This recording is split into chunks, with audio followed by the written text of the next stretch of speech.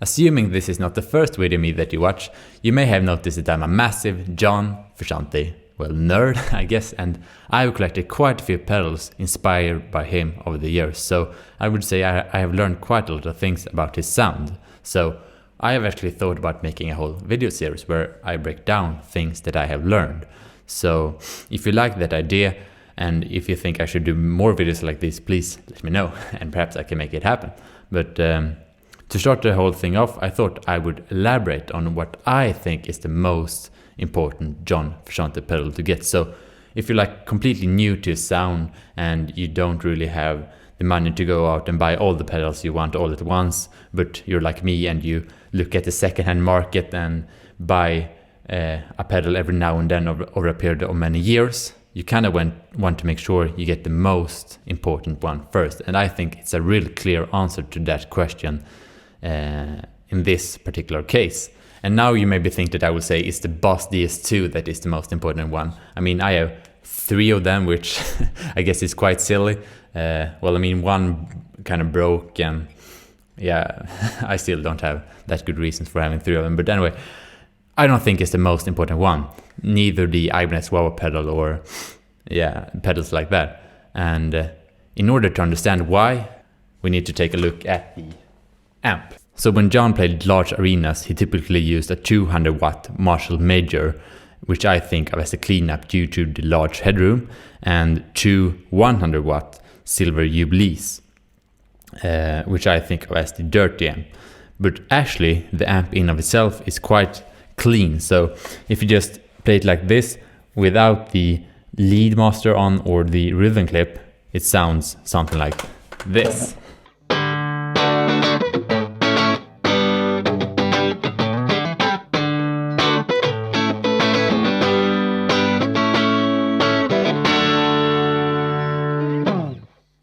Yeah, so you probably noticed that it doesn't really sound too nice. It's way too clean and not really his tone. And what are your options if you don't have any pedals at all? Well, you could activate the lead master, but then you get way too distorted kind of tone.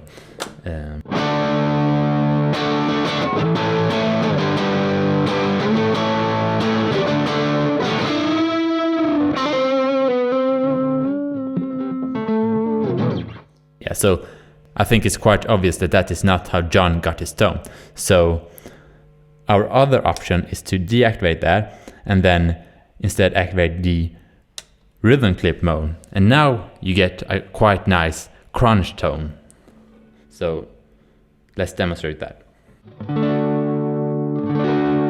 it's quite clean when you strum gently, but if you strum harder, you get that nice crunch kind of sound.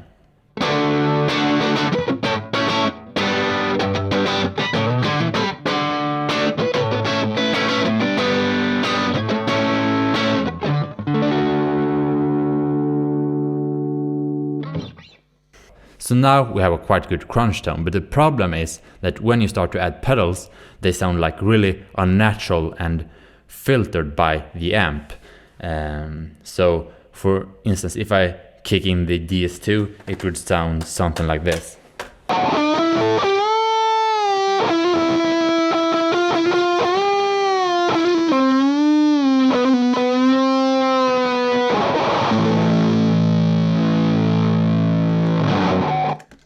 So the DS2 doesn't really sound that nice, and you could easily solve that by deactivating the rhythm clip mode, but then you obviously don't get good clean tones. They are way too clean, like I demonstrated before, and you will also get large volume jumps when you use pedals like the DS2 with the level maxed out, like I believe John did, or when you use the Ibanez Wah pedal, which is infamous for its large volume jumps. So now we understand the problem with the Silver Jubilee. And the solution to this problem is what I think is the most important John Frusciante pedal. And in my opinion, that is the Boss CE1, that legendary pedal from 1976. But if I would have heard that 5 years ago, I would just have turned off the video immediately at this point. Because, as you know, this pedal is discontinued and it's quite expensive on the secondhand market. And yeah, it's not like the first pedal you want to get, since it's so expensive. But there is actually a solution to that problem, and we have to thank Will Gallucci at Triangular Lab for doing this faithful recreation of the Boss C1, which comes in a smaller housing and an improved power section, and also a cheaper price. And by the way, you can really see that I take this with me everywhere I go. It's really beaten up. And that is also true. I mean, if I can just bring 3 pedals, this is always one of them. So, for band practice and stuff like that. But the components in this, which are faithful to the original one, they are quite expensive. So this is still quite an expensive pedal. And you actually don't really need the chorus effect to solve the problem we just talked about. And I don't think the chorus is the most important effect. But it's actually just this section of the pedal with the level control and the impedance switch. And Will Gallucci has actually made another pedal which just has that section of it. And that is a lot cheaper than both this and especially the C1. So, I mean, if you want to... I mean, the chorus is just heavily on this one, but if you just want to solve the problem we just talked about and only that, then I can really recommend the Ensemble Crunch pedal. But anyway, why do I think that this one knob is the most important one on John Frusciante's whole pedal board? Well, it is because that this allows you to make your Silver Jubilee crunch while it is still on its cleanest possible settings without the rhythm clip mode activated, or the lead master obviously not activated. So getting the crunch from this pedal gives you 3 main benefits.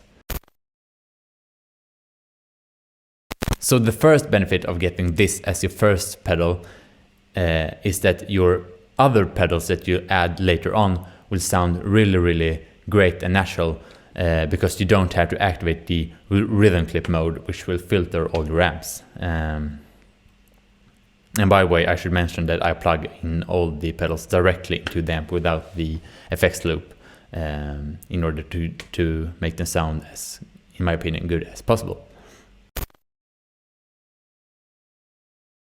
And the second benefit is that you no longer get huge volume jumps when using like a maxed out DS2, like I believe John did, or the Ibanez wah-wah pedal.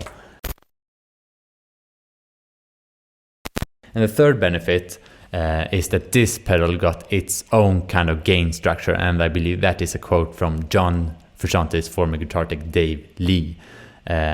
So, even though the crunch sounds great on the Silver Jubilee's rhythm clip mode, it doesn't sound exactly like the crunch from this one. So that's also very, very nice.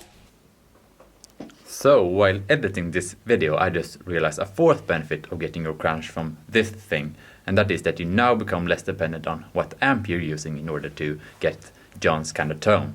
And according to my calculations, it is way more convenient to carry around this thing rather than that thing. But anyway, let's get back into the video. Yes, so now I thought I would demonstrate it all, but before I do that, I just want to say a huge thank you for the response on my last video, which, it was something new that I'm not used to doing, so I didn't know how people would react, so I'm really grateful on the response I got on that, sincerely grateful for that. Okay, so now onto the demo. If I strum my guitar now with the level control all the way down, I don't get any sound at all actually, but as soon as I turn it up, the volume starts to increase. But if I turn it up even more, I get to a point where the volume doesn't increase anymore, but instead it starts to crunch.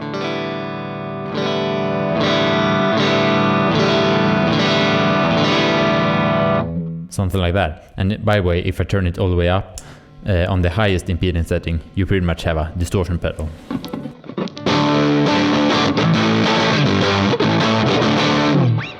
But anyway, the goal is to find the sweet spot where you get slight crunch tone, so maybe something like that.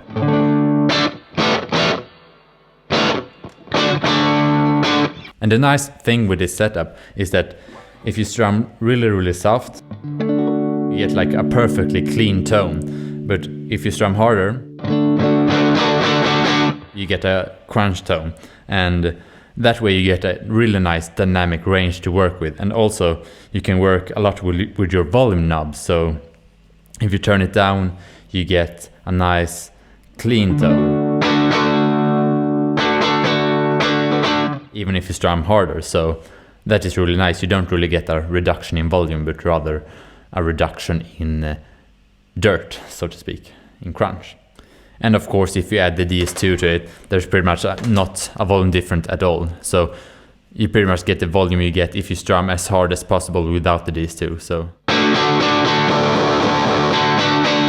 but if you strum softly, then obviously you will get a little bit of a jump. So I think that's a really, really nice setup, because if you do like these one note solos,